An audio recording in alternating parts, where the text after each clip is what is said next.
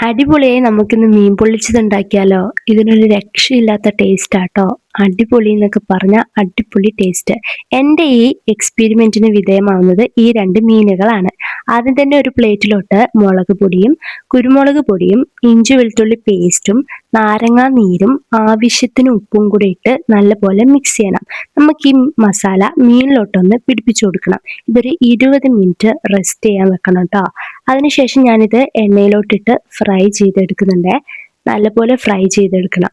ഇതേ എണ്ണയിലോട്ടാണ് ഞാൻ അരിഞ്ഞു വെച്ചിട്ടുള്ള സവോളയും അതിലോട്ട് ഇഞ്ചി വെളുത്തുള്ളി പേസ്റ്റും ആവശ്യത്തിനുള്ള ഉപ്പും തക്കാളിയും മുളകും പിന്നെ മഞ്ഞൾപ്പൊടി കുരുമുളക് പൊടി മീൻ മസാലയൊക്കെ ഇട്ട് നല്ലപോലെ ഒന്ന് വഴറ്റിയെടുക്കുന്നുണ്ട്.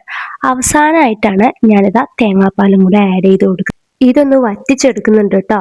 ഇനി ഒരു വാഴയില എടുത്ത് അതിലോട്ട് കുറച്ച് മസാല ഇട്ട് നമ്മുടെ മീനും ഇട്ടിട്ട് ബാക്കിയുള്ള മസാലയൊക്കെ ഇങ്ങനെ പൊത്തി കൊടുക്കണം. ഈ വാഴയില ഞാനൊരു നൂലൊക്കെ ഉപയോഗിച്ചിവിടെ കെട്ടിയെടുക്കുന്നുണ്ട്. അതിനുശേഷം പൊള്ളിച്ചിട്ട് എടുത്തിട്ടുണ്ട് കേട്ടോ. അടിപൊളി മീൻ പൊള്ളിച്ചതാണ്. അപ്പം ലൈക്കും കമന്റും സബ്സ്ക്രൈബും ട്രൈ ചെയ്യാനും മറക്കണ്ട.